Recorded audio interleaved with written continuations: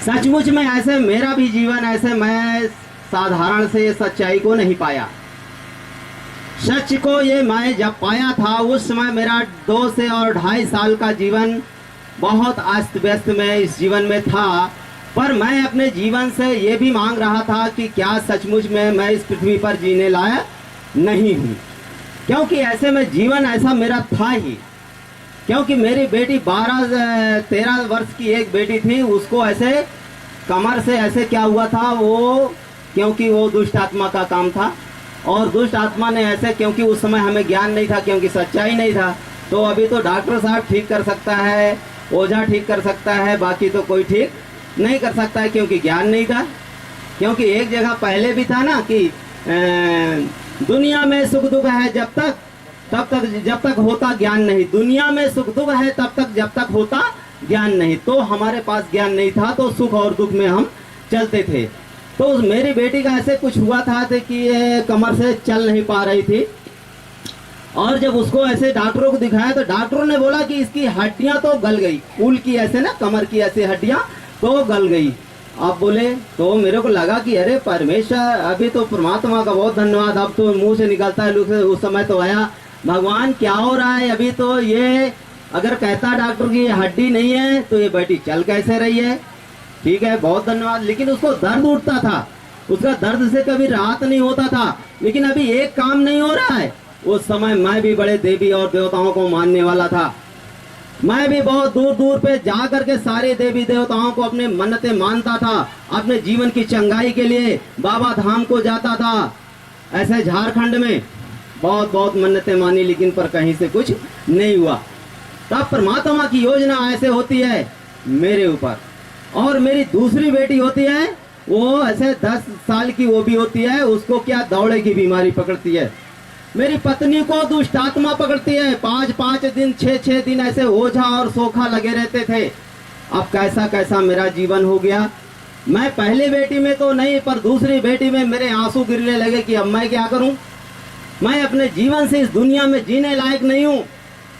पर परमात्मा ऐसे था, वो सुनता था। 2 से और 2.5 साल के बीच में उस परमात्मा ने ऐसे सर जी से मिला दिया। और जैसे सर जी से मिलाया वैसे सर जी ने तो केवल इतना ही बताए, क्योंकि बहुत धन्यवाद करता हूं मैं उस दिन को जिस दिन मैंने, मेरी पत्नी को दुष्ट आत्मा पकड़ती है, 5-5 दिन 6-6 दिन ऐसे ओझा और सोखा लगे रहते थे। अब कैसा कैसा मेरा जीवन हो गया। मैं पहली बेटी में तो नहीं, पर दूसरी बेटी में मेरे आंसू गिरने लगे कि अब मैं क्या करूं, मैं अपने जीवन से इस दुनिया में जीने लायक नहीं हूं। पर परमात्मा ऐसे था, वो सुनता था।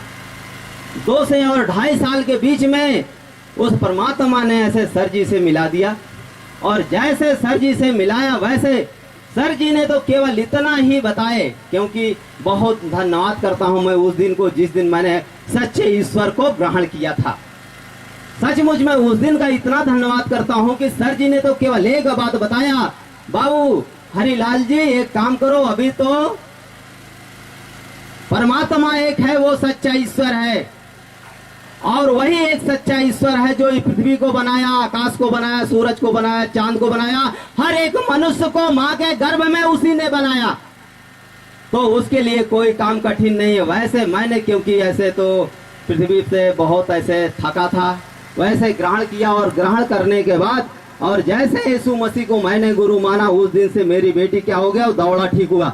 जैसे दौड़ा ठीक होता है वैसे मैं अपनी पत्नी को और बेटियां को, सारा घर मेरा उसी घड़ी से चंगा हो गया। आज 5वां साल मेरा चल रहा है परमेश्वर की शरण में। आज तक 1 रुपए की मेरे घर में कोई दवा इलाज का काम नहीं है। किसी के सामने ऐसे हाथ और नमन करने का भी मेरा काम नहीं है। नमन करता हूं तो केवल परमेश्वर, यहोवा परमेश्वर का नमन करता हूं, क्योंकि वही एक सच्चा ईश्वर है। अब हमने जाना है, अब हम अपने जीवन में कोई ऐसी धोखाधड़ी नहीं करने वाले हैं, क्योंकि हम जान गए हैं कि अब हमारा परमेश्वर केवल एक है और वही हमारे जीवन का रक्षा करने वाला है और सुरक्षा करने वाला है। वही हमारे जीवन का अधिकारी है, क्योंकि उसने हमको इस पृथ्वी पर अधिकार दिया है। और हमारा भी अधिकार क्या हो गया, अभी परमेश्वर के कामों में जो हम अधिकार को परमेश्वर का देखते हैं।